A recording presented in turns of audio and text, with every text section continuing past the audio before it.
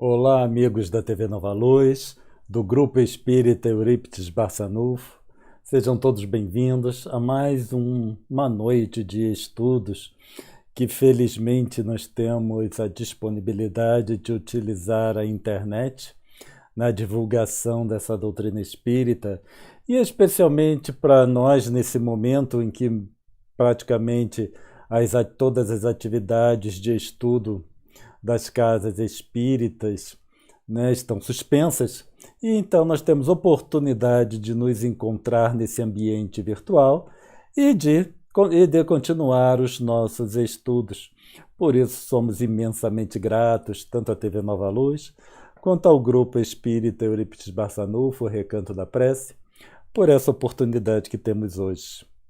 Vamos então, antes de começar o nosso estudo propriamente dito, fazer uma pequena prece, né, para adequar, sintonizar as nossas mentes para o estudo. E assim, Senhor, agradecendo sempre a Deus e a Jesus pela oportunidade que nos concede hoje, Pai, de podermos nos reunir nesse ambiente virtual para continuar o nosso estudo dessa doutrina que nos esclarece tanto. Pedimos, Pai, o auxílio de todos os mentores, todos os nossos mentores, os mentores da casa, para que possamos ser amparados ao longo desse estudo, Senhor. E assim, Pai, agradecidos, pedimos sua permissão para iniciarmos nosso estudo dessa noite. Então, o tema que nos cabe hoje é o do Livro dos Espíritos, a questão 222, falando sobre as considerações sobre a pluralidade das existências. Então, o que nós vamos abordar hoje sobre alguns aspectos essa pluralidade das existências, as características, o que está envolvido nessa, vamos dizer, nessa crença propriamente dita, em sermos adeptos da crença da reencarnação, e vamos também comparar com as vertentes mais comuns de pensamento acerca desse tema. Então, segundo essas principais vertentes, nós selecionamos 3, sendo que consideramos serem as principais, mas isso é uma opinião nossa, A outra pessoa pode discordar e acreditar que existe uma outra mais importante, o que seja. Mas nós vamos, no estudo de hoje, abordar essas 3 possibilidades no pós-morte. A primeira delas é o nada, certo? Então, diante da morte física, não existiria mais nada para aquele indivíduo que, no caso, morreu. Tudo terminaria por ali. Uma outra possibilidade, segundo vertentes de pensamento, seria as almas aguardando o juízo final. Então haveria, a partir do momento da morte do corpo físico, essas almas estariam em algum local aguardando o juízo final que ocorreria em determinado momento. E a terceira possibilidade é a reencarnação, como o budismo, o espiritismo. O budismo não considera exatamente reencarnação como nós espíritas, mas nós vamos, para essa finalidade hoje, nós vamos colocar tudo no mesmo cadinho. Então nós teríamos essas 3 possibilidades. A reencarnação, nós sabemos, não existiria apenas a morte do corpo físico, o espiritismo desencarnaria, e após um determinado tempo, que não é um tempo fixo para todos, ela voltaria a encarnar. Então nós vamos analisar essas 3 possibilidades.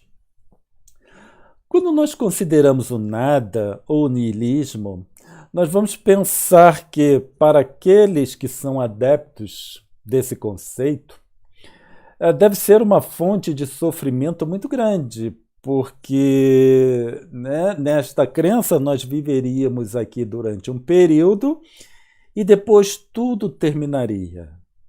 Não existiria nada mais de nós além da lembrança daqueles que nos conheceram e daqueles, né, para quem nós somos caros.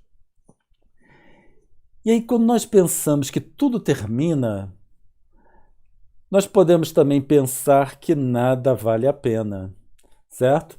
Então, o sofrimento é decorrente da crença de que tudo termina e de que pode considerar de que nada vale a pena. Então, se tudo vai terminar, não existiria mais nada de nós, por que trabalhar?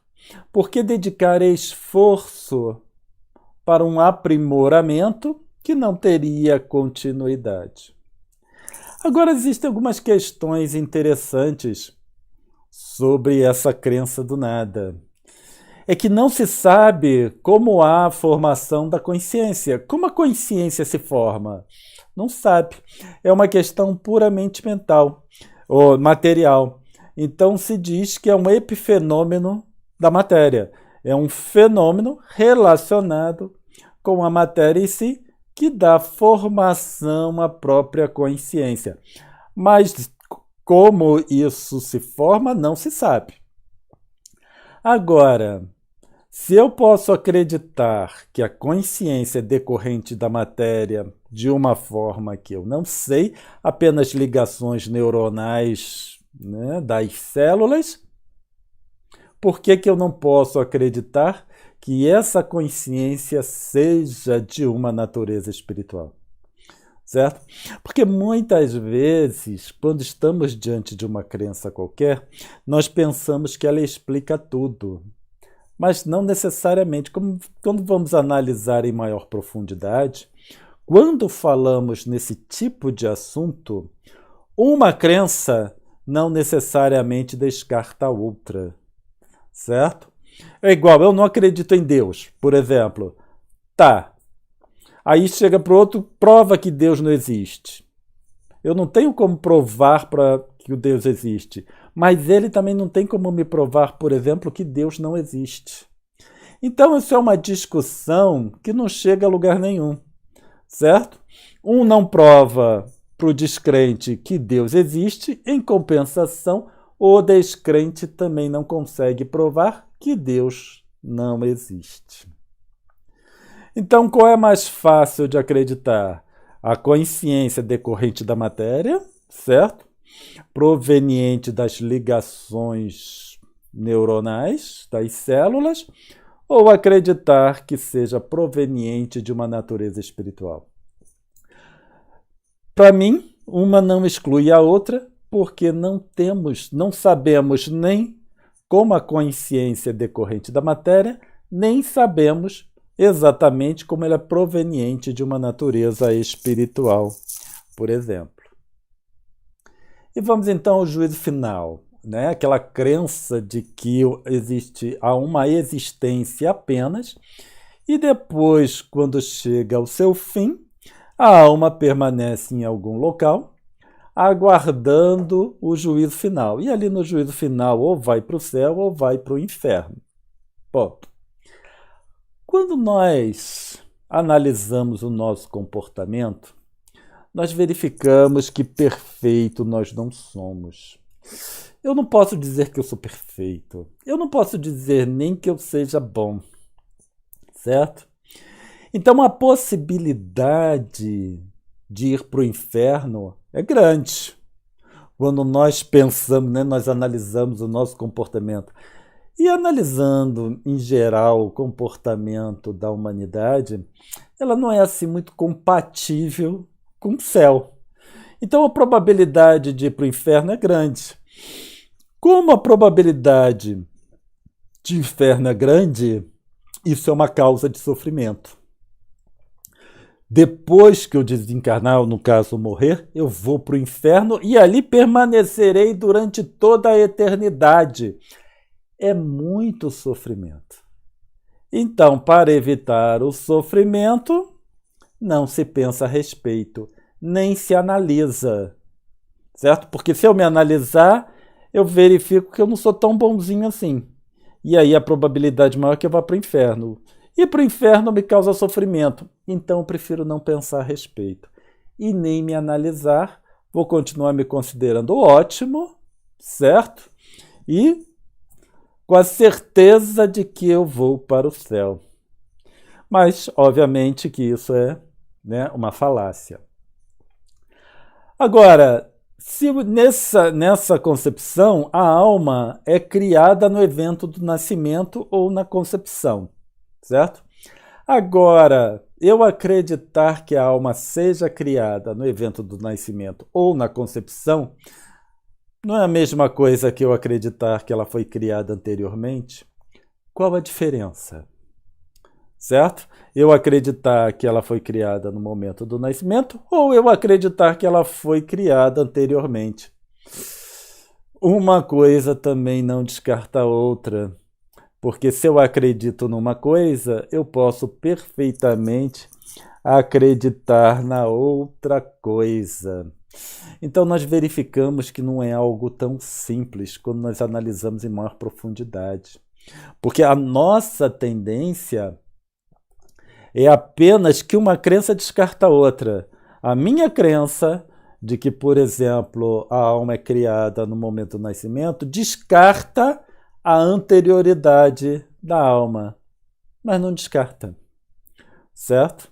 Porque se eu acredito numa coisa, eu posso muito bem acreditar em outra, haja vista que eu não sei como ela é criada para o nascimento, assim como eu também não sei como ela é criada anteriormente. Nós sabemos que é criada por Deus, porém, como permanece um mistério, como muito bem colocado no Livro dos Espíritos, na codificação kardeciana, em algum ponto. Tá certo?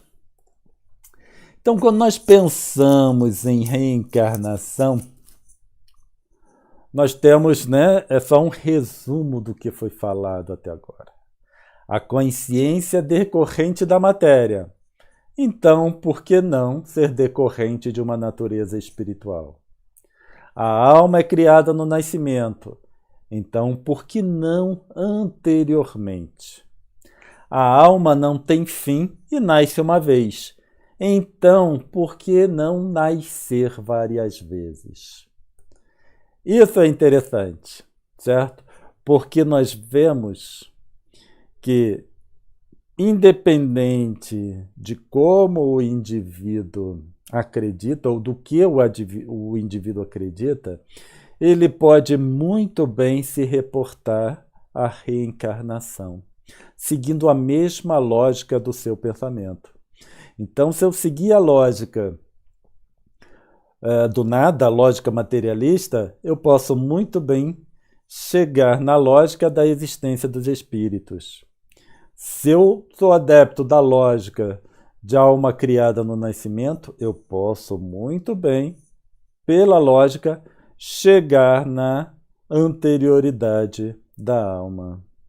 E se eu acredito que a alma não tem fim, nasce uma vez apenas, pela lógica, eu posso muito bem acreditar que ela nasça várias vezes.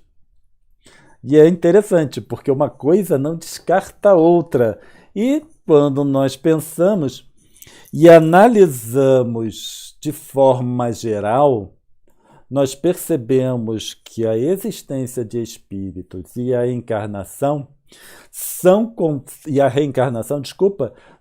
processos muito lógicos, certo?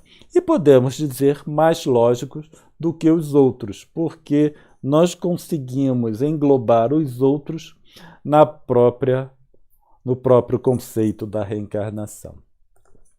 Antes de darmos prosseguimentos, né, várias pessoas deixaram mensagem aqui no chat, nós gostaríamos de dar boa noite. Então, para Glaucia Werneck, Joca Brasil, Heloísa Bá, Daniel Cardoso dos Santos, muito boa noite a todos vocês. Fátima Mota, sempre conosco, obrigado, Fátima. Jaqueline Melo, Kátia Bala, de Brasília, olá, Kátia, boa noite.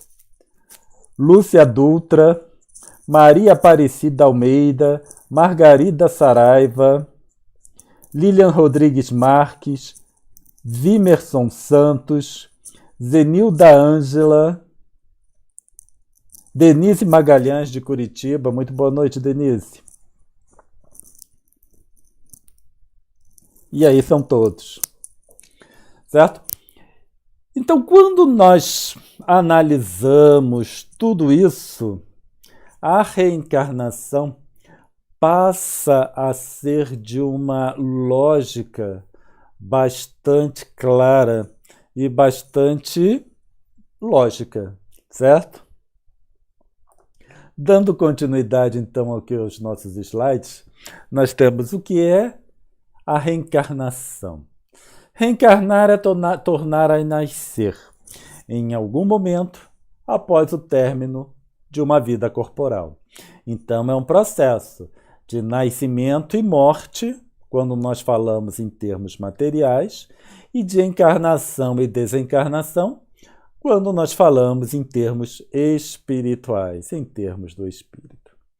Então, segundo a teoria da reencarnação, nós não estamos neste mundo pela primeira vez. E também não é a última. Então, se trata de um processo evolutivo. Então, quando nós pensamos, e verificamos o nada, o juízo final e a reencarnação, nós percebemos, como nós já falamos, que os três, ou melhor, os outros dois, caem perfeitamente pela lógica na teoria ou do conceito da reencarnação. Agora, além disso, o processo reencarnatório traz uma finalidade para a nossa existência, certo? Então eu sei por que eu existo. Por que eu existo? Para evoluir. Então a minha existência já tem uma finalidade, ou melhor, um objetivo. Eu não existo apenas por existir. Eu estou aqui para uma finalidade. E a finalidade é eu evoluir, certo? Sabendo que no futuro, após a minha desencarnação, eu encarnarei novamente, até que chegará uma determinada condição que não terei mais necessidade de encarnar. Agora, independente do estágio que nós nos encontramos, seja hoje nossa condição atual e a nossa condição quando não tivermos mais necessidade de encarnar, nós podemos trabalhar pela finalidade da criação, certo?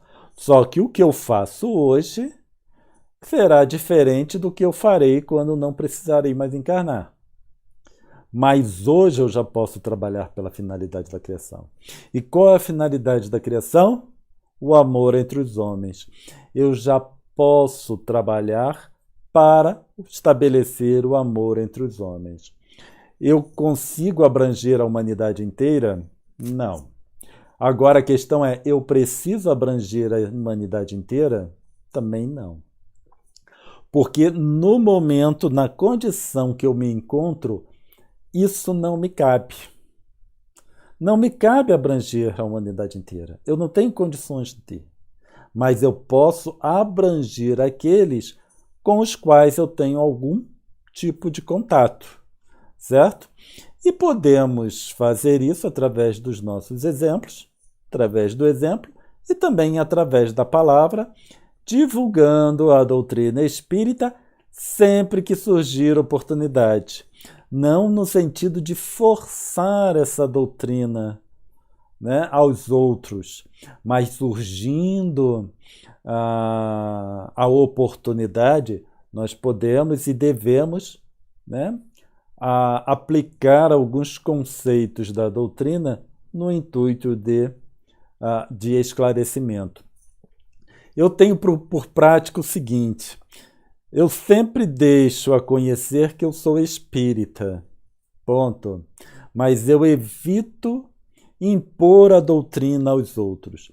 Quando sabem que eu sou espírita, a partir do momento que surge a curiosidade ou a necessidade, as pessoas naturalmente vêm buscar, certo? Agora, nós podemos, é claro, utilizar conceitos espíritas sem necessariamente atribuir ao espiritismo, porque nós sempre precisamos pensar que estamos lidando com várias pessoas com várias crenças. Quando estamos numa casa espírita, é diferente do que como quando estamos no cotidiano, com as pessoas ao nosso redor, familiares, amigos, colegas de trabalho, etc, etc, etc. E isso tem um motivo pelo qual eu estou falando isso, que veremos, né, em breve. Então, reencarnação. Para aqueles que acreditam em várias existências do ser na condição de homens e mulheres, eis o motivo para buscar cada existência em melhor situação que a anterior, mais tranquila, menos tropeços e menos percalços. Então, por que eu devo me aprimorar? Porque eu sei que reencarnarei, eu sei que durante um período eu estarei na condição de desencarnado, estarei na erraticidade. Então eu preciso hoje buscar condições mais amenas, tanto para essa encarnação, quanto para o período na erraticidade e depois para a próxima encarnação. E como eu faço isso? Cuidando do meu processo evolutivo, trabalhando para a finalidade da criação. Porque quando nós pensamos, no nosso nível, o que é trabalhar para a finalidade da criação? É trabalhar pelo aprimoramento pessoal. Isso é o que me cabe ou o que nos cabe hoje. É o que nós podemos fazer. Certo? Por isso falamos ainda agora que não temos como abarcar a humanidade inteira. Mas eu tenho como trabalhar com a minha essência. E essa, para mim, é trabalhar na finalidade da criação. E cada um de nós, trabalhar na finalidade da criação é trabalhar pelo seu aprimoramento pessoal. Com isso, nós estamos trabalhando para uma existência mais amena, com menos tropeços e também menos percalços.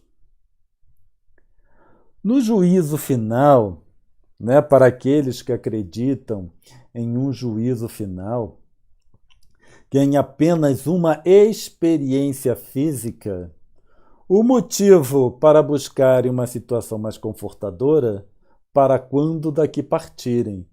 Então, por que aqueles que, certo? Acreditam no juízo final e uma existência apenas, por que eles devem trabalhar pelo seu aprimoramento? Porque só tem uma existência. Então, essa existência, eles precisam trabalhar para essa situação mais confortadora quando daqui partirem. Porque na concepção deles, certo? O lugar para onde eles irão vai depender de como eles aqui conduziram a sua própria vida, a sua própria existência. Então, nós temos que, em ambos os casos, é fundamental trabalhar pelo seu aprimoramento pessoal, seja por um motivo ou seja por outro motivo, certo? Então, qual é a diferença na prática? Falando na prática. Qual é a diferença entre um e outro? Nós vemos que nenhuma, certo? Porque em ambos os casos é fundamental o indivíduo trabalhar pelo seu aprimoramento pessoal. Quando nós estamos diante dos outros, quando surge a oportunidade de conversar com alguém está em dificuldade, vem nos colocar seus problemas, muitas vezes nós conseguimos perceber que não é necessário mudar a crença do indivíduo. Porque vamos pensar que ele já está num problema. Ele já está com um problema. E se eu digo para ele que ele precisa mudar a sua crença, então ao invés de um, ele passa a ter dois problemas, certo? Eu dizendo para ele que a crença dele está errada, e que ele precisa mudar. Isso é um choque. E para mudar uma crença, nós vemos que não é de um dia para o outro, certo? Não é alguma coisa que se faz com uma grande facilidade. Então, nós podemos muito bem trabalhar a crença do indivíduo, sem tentar uma conversão, mas apenas pegando o material que ele tem e trabalhando.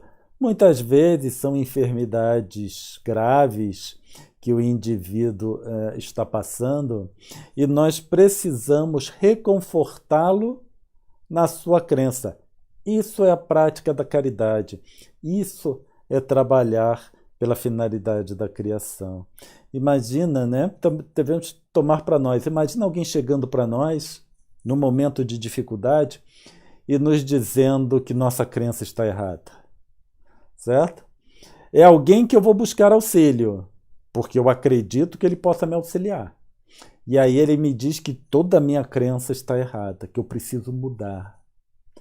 Causa um choque, especialmente para aqueles que estão passando por um período de dificuldade, seja ela qual for, certo?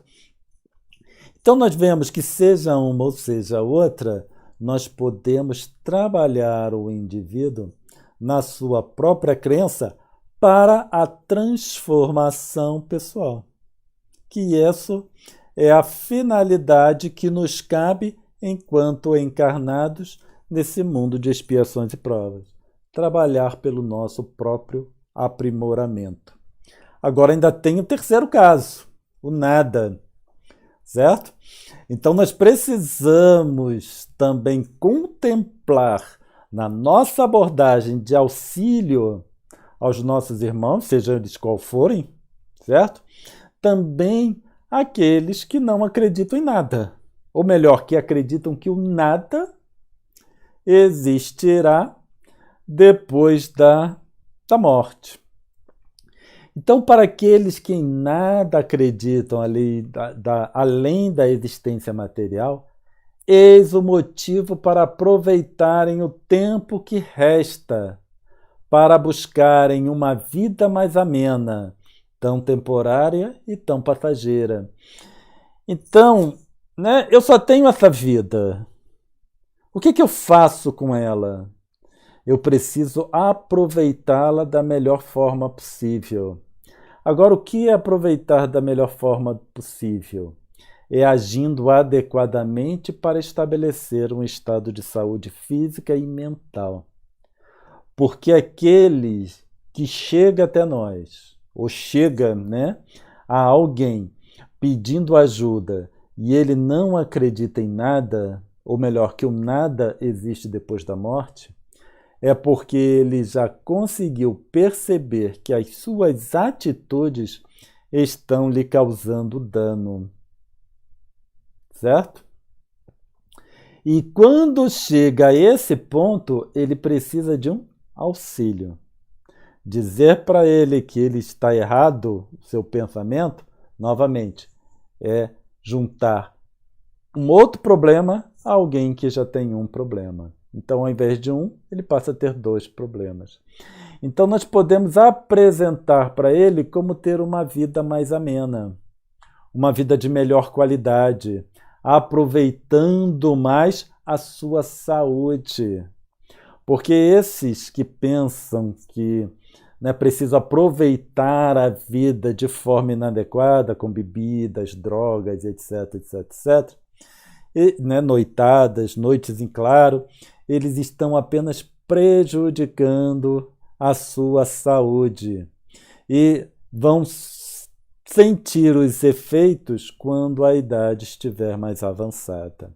Então, nós precisamos apresentar para eles que uma condição mais amena trará tanta felicidade, tanta satisfação, tanto bem-estar, que vale a pena mudar. Ele mudando, ele está trabalhando pelo seu aprimoramento. Então, mesmo sem saber, mesmo sem acreditar, ele está trabalhando para a finalidade da criação. O que Deus espera de nós é que nós trabalhemos para a finalidade da criação.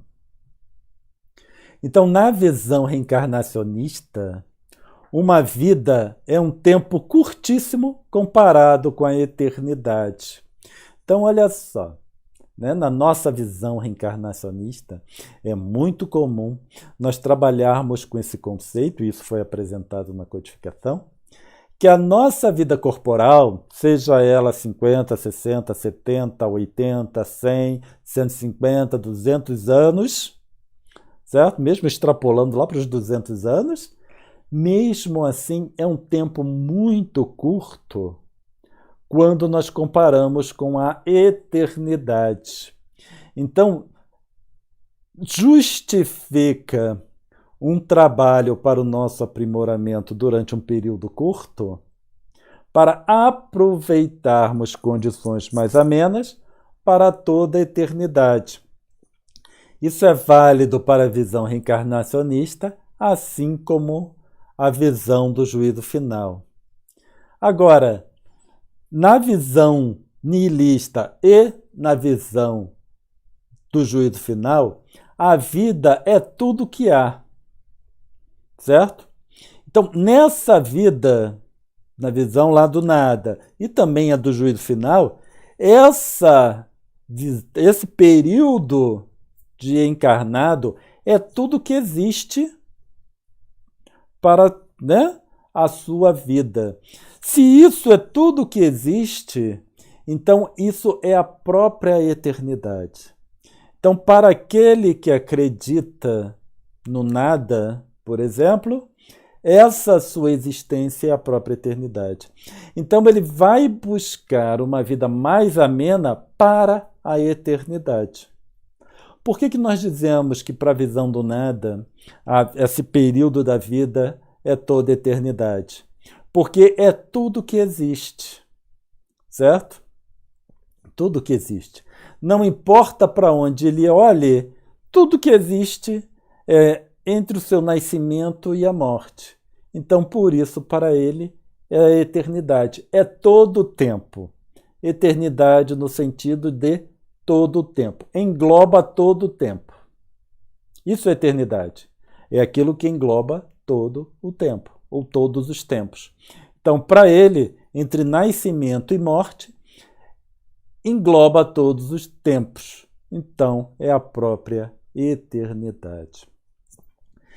Quando nós, verificamos toda essa análise, toda essa abordagem, todas essas análises mais profundas, nós percebemos que todas as três caem no mesmo ponto: trabalhar pelo seu aprimoramento pessoal. E isso, quando nós pensamos em um planeta, um mundo de expiações e provas, em que é amparado por Deus, é direcionado pela espiritualidade maior, certo? Nós temos certeza disso tudo. Todos nós estamos amparados por Deus, e esse mundo é conduzido tanto por Deus quanto pela espiritualidade maior, que estão conduzidos por Deus através da espiritualidade melhor, colocando de forma mais adequada Jesus e a espiritualidade. Então, nós precisamos ter a certeza de que as principais crenças reinantes nesse planeta precisa conduzir ao mesmo ponto, porque senão nós estaríamos à mercê de um navio sem direção. Porque quando eu opto por me ligar ao Espiritismo, é que aquela visão ela é mais adequada para mim. Então, eu, Cláudio, me sinto mais confortável com a visão reencarnacionista. Eu, Cláudio, entendo melhor os processos na visão reencarnacionista. Certo? Agora, isso significaria que se eu fosse católico, como já fui, né? Eu venho de uma família católica, então eu iniciei meu início na religião foi na Igreja Católica. Então, se eu continuasse na Igreja Católica, isso significaria que eu estaria perdido, abandonado por Deus e por esses espíritos ou qualquer outra crença? Não. Então, respeitando as outras crenças, eu também respeito a minha, certo? Então, eu só posso dizer que eu respeito a minha crença, que eu respeito o espiritismo, a doutrina espírita, a partir do momento que eu respeite as outras crenças. Porque, como Jesus bem o colocou, amar ao próximo como a si mesmo. Então, se eu não respeito o outro, eu não respeito a mim. Embora eu possa acreditar que eu tenha algum respeito por mim, mas se eu não respeito o próximo, eu não me respeito também. Se eu não respeito a crença do outro, eu não respeito a minha própria crença. Isso é por base. E além disso, nós não devemos fazer ao próximo o que não gostaríamos que o próximo fizesse conosco. Então, isso é trabalhar para a finalidade da criação. Fazer ao próximo o que eu gostaria que o próximo me fizesse. Então, eu respeito a crença do próximo porque eu gostaria que o próximo respeitasse a minha crença. Então, sobre vários aspectos, nós devemos respeitar um ao outro, certo? E com isso, podemos evitar qualquer tipo de conversão, necessidade de conversão do próximo que venha conversar conosco por algum motivo. Então, o importante mesmo é trabalhar pela vida no presente. Então, não importa minha encarnação passada, não importa minha encarnação futura. Eu preciso trabalhar no presente, porque é isso que eu tenho para trabalhar hoje. E se Deus é inteligência suprema, bondade infinita, e Ele me dá condições para trabalhar no presente, é porque é no presente que eu preciso trabalhar. Eu trabalhando no presente, naturalmente eu reparo os equívocos do passado. E eu trabalhando no presente, naturalmente eu me preparo para uma vida futura mais amena, certo? Então, ao invés de me preocupar com o futuro ou com o passado, eu me preocupo com o presente, trabalhando para a finalidade da criação, naquilo que me cabe, naquilo que eu tenho condições de. Então, todos nós temos motivos para perseverar no bem, independente da crença que sejamos adeptos ou que sigamos, certo? Todos nós temos motivos. Então, todos nós tendo motivo, nós simplesmente precisamos encontrar o motivo, seja para nós mesmos, ou seja, para aqueles que, porventura, venham conversar conosco por algum motivo. Certo? Mas muitas vezes é apenas uma conversa de amigo, não está nem buscando orientações espirituais, certo? Apenas um ouvido amigo para conversar, e aí nós podemos, então, colocar os conceitos necessários para que ele ouça, porque senão já vem ele com essa conversa de espiritismo. E aí, certo? Isso cai por terra todo o nosso desejo de fazer o bem. Então, trabalhar a crença do indivíduo é uma questão de caridade. Tendo caridade, é trabalhar para a finalidade da criação. E aí tem a grande questão, né? A grande questão que nós já ouvimos várias vezes e é motivo de muita discussão. É possível ser bom sem acreditar em Deus? Certo? Gostaria que cada um fizesse uma reflexão sobre essa questão. É possível ser bom sem acreditar em Deus? Vou dar 3 segundos para vocês pensarem. 1, 2, 3.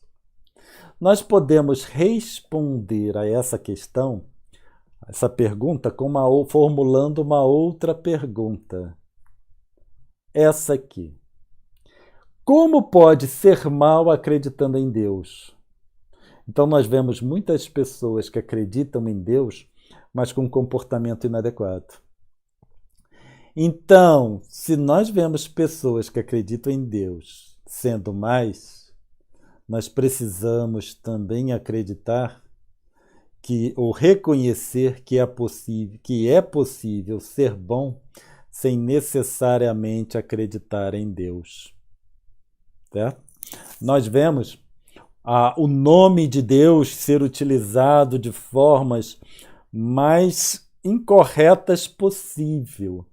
Até, né, guerras sendo feitas, sendo conduzidas em nome de Deus. Então nós temos guerras em nome de Deus. Eles acreditam em Deus, certo? Mas mesmo assim são capazes de promover guerras, de guerrear. Então nós estamos nesse impasse. Que uma coisa não exclui a outra. Deus é uma ferramenta quando nós conversamos com outras pessoas? Certo? Deus e Jesus são ferramentas poderosíssimas.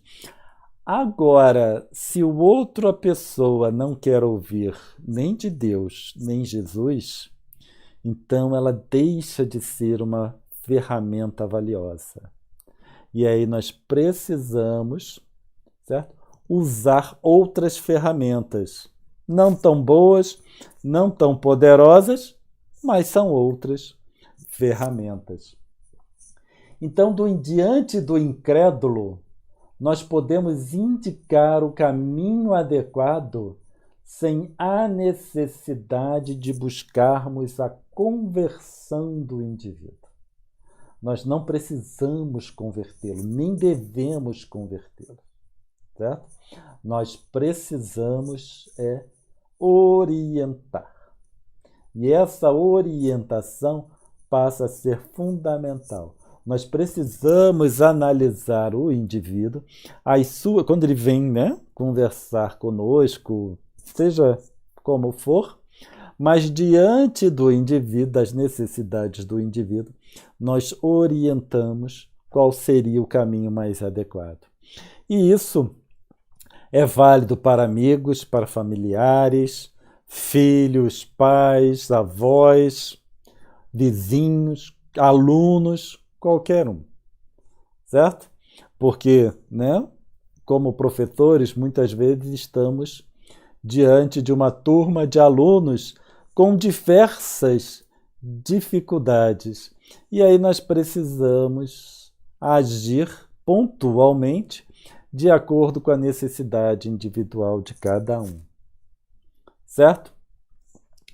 E isso vale também quando vamos fazer visita em hospitais, aos enfermos, seja ele qual for, seja um trabalho, certo? Que vamos trabalhar visitando enfermos nos hospitais, ou seja, visitando novamente um amigo, um parente, quem quer que seja. Nós precisamos pacificar o indivíduo, amenizar o sofrimento. Precisamos convertê-lo? Não necessariamente. Podemos perguntar se ele permite uma oração? Podemos sim, devemos. Você aceita que nós façamos, né, uma oração? Ele diz, aceito, então nós fazemos oração. Uma vez foi interessante. né? Eu tinha um conhecido e ele era evangélico. Ele é evangélico, né? Eu tenho um conhecido que é evangélico.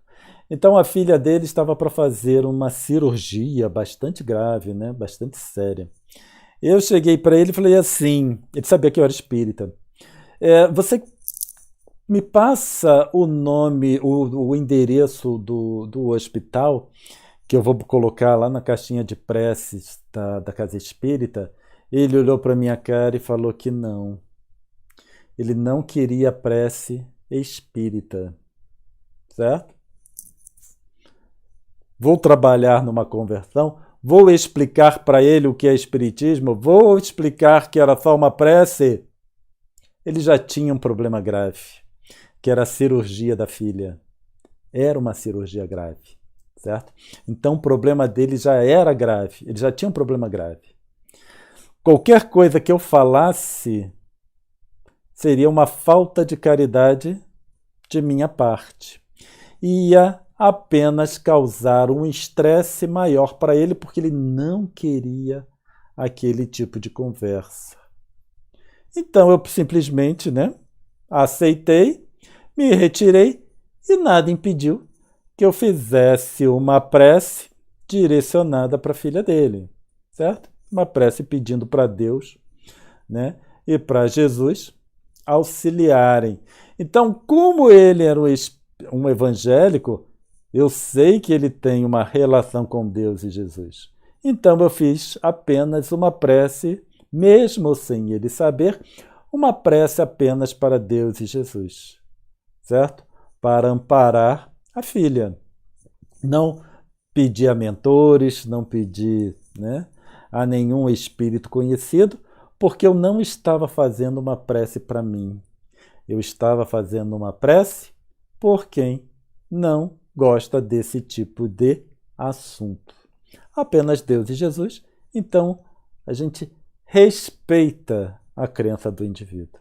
Então, fizemos uma prece para Deus e uma prece para Jesus, certo? Quer dizer, uma prece só para os dois, pedindo para auxiliar, né, naquela cirurgia que vinha a tomar curso em algum momento, né? Agora, é possível ser bom sem acreditar em Deus? Sim. É possível ser mal acreditando em Deus? Também sim. Porque nós não podemos, certo, confundir ou tomar uma coisa pela outra. Porque tanto aqueles que são maus sem acreditar em Deus e aqueles que são maus acreditando em Deus, não é o fato de acreditar ou não, mas muitas vezes é um desvio de personalidade. É um transtorno de personalidade. Então nós vemos pessoas patologicamente causando dano a outras. Outras pontualmente e outras na coletividade, dependendo da posição que o indivíduo se encontre. Então, né, nos últimos anos no Brasil, nós temos um problema grave de corrupção. Então, no Brasil, nós temos um problema grave de corrupção, certo?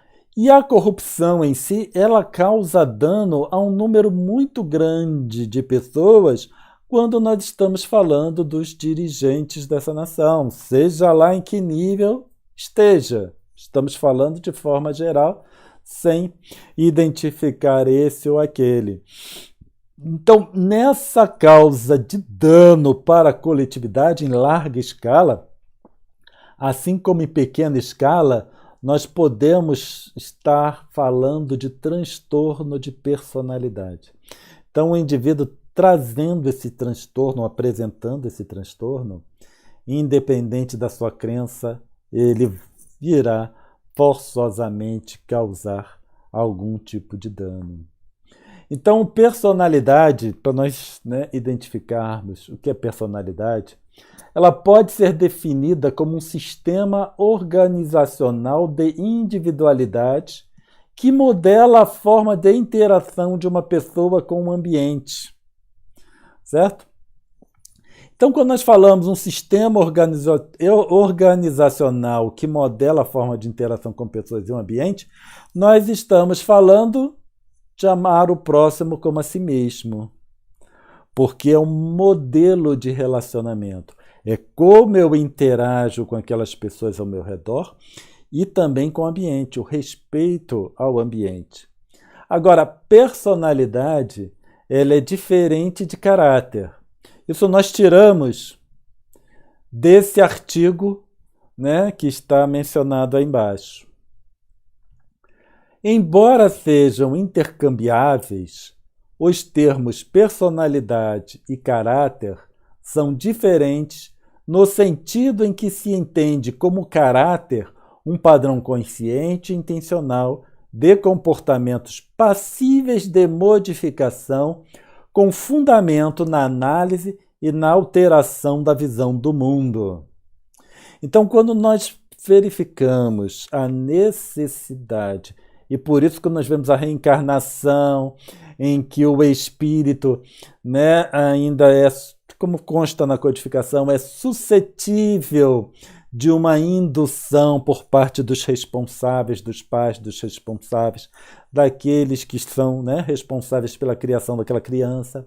Então é o período mais suscetível, né, para se moldar o caráter, normalmente se fala moldar o caráter, porque eles, né, o espírito, nos primeiros anos, eles são mais maleáveis para um comportamento adequado, para uma personalidade adequada, uma transformação da personalidade através de um trabalho no caráter do indivíduo para quando ele entra ali na adolescência e na fase adulta, ele tenha uma personalidade adequada com o sistema organizacional, na interação da pessoa com o ambiente.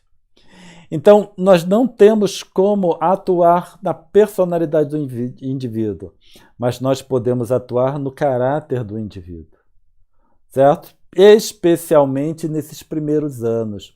Ele mudando o caráter, ou trabalhando o caráter dele, certo? Ele pode mudar, alterar a sua personalidade para melhor. Então, o que nós viemos falando, né, ao longo desse estudo, quando, né, auxiliar o indivíduo, apresentar para ele, né, a necessidade do trabalho no bem, do seu aprimoramento, nós estamos falando de aprimoramento do caráter. Conforme ele conscientemente, intencionalmente, promove uma melhora do seu caráter, ele também estará promovendo uma melhora na sua personalidade. Porque o que o espírito leva é a personalidade. Por isso que muitas vezes o indivíduo tem um comportamento adequado durante uma encarnação e na outra o comportamento não necessariamente o será. Então é preciso trabalhar o quê? Para a finalidade da criação, que é trabalhar pelo meu aprimoramento, pelo nosso aprimoramento pessoal. Então, embora todos os indivíduos tenham características e padrões de personalidade, nem todos são inadequados. Essas características são diagnosticadas como transtorno de personalidade. Isso o que são transtorno de personalidade? Padrões de personalidades inadequadas. Somente a partir do momento que passa a ser um transtorno de personalidade, somente a partir do momento em que esses padrões inadequados começam a interferir no exercício das funções sociais, ou em que causam desconforto acentuado. Então, por exemplo, se eu sou um governante, estou no papel de um governante, minha função social é trabalhar pelo bem daqueles ou dos governados, dos meus governados.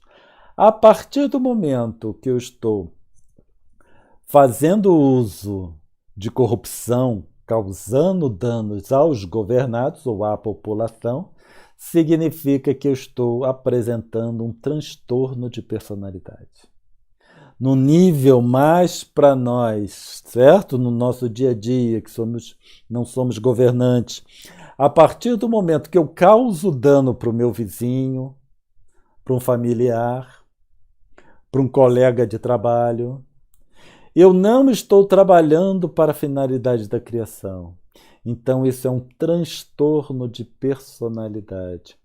Então, transtorno de personalidade são vários níveis, certo?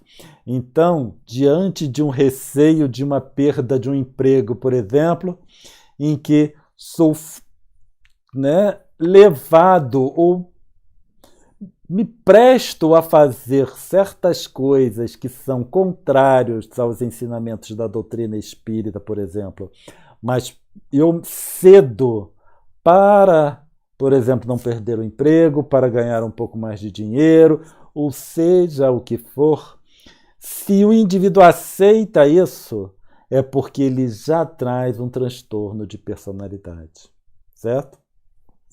Aí nós vamos falar, mas como? Todos nós apresentamos algum nível de transtorno de personalidade.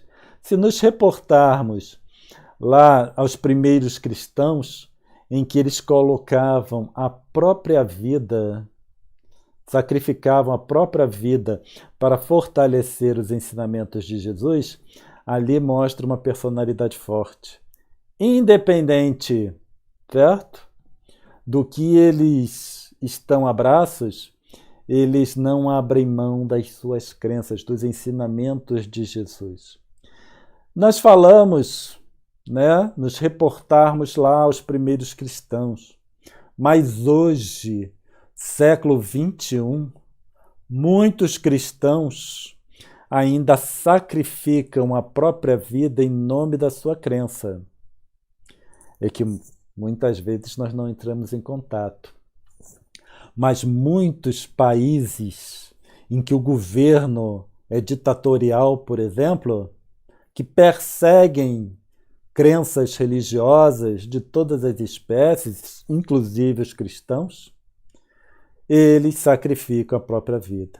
Hoje, século XXI, existem pessoas que, para falar de Evangelho de Jesus, elas se reúnem às escondidas. E quando são descobertas, elas são presas. Muitas são mortas. Igrejas são colocadas abaixo. Templos cristãos são colocados abaixo. Hoje, século XXI. Certo? Então, o que nos cabe, diante disso tudo que foi falado, nos cabe trabalhar pelo nosso aprimoramento pessoal, pela finalidade da criação, auxiliarmos, seja quem for, também a trabalhar na finalidade da criação para eles, sem criar nenhum outro dano. Certo? Se o indivíduo já tem problema suficiente, então uma questão de caridade, auxiliar e não criar mais dano. Esperamos, certo, ter trazido alguma luz sobre esse tema, pelo menos material, para pensarmos, para meditarmos a respeito, no sentido de melhorarmos a nossa relação, tanto com a doutrina espírita, quanto com o nosso processo evolutivo e as nossas várias encarnações nesse mundo de expiações e provas. Podemos, então, fazer a nossa pequena prece de encerramento, agradecendo a Deus Pai e a Jesus Senhor por essa oportunidade. E aproveitamos, Pai amado, para orar por todos aqueles que se encontram em uma situação de desespero, uma situação de pânico, com medo, Senhor, em decorrência da pandemia que nos vemos a braços, em dificuldades em decorrência do isolamento social, Pai amado. Que todos eles possam ser apaziguados, que eles possam receber suas bênçãos, no sentido de amenizar o sofrimento, para que tenham forças de chegar até o final dessa quarentena, Senhor. E assim, Pai amado, agradecidos, pedimos sua permissão para encerrarmos o estudo de hoje. Agradecemos então a presença de todos vocês, né, que participaram, que assistiram o nosso vídeo. Muita paz a todos e tenham, né, uma boa semana. Muita paz.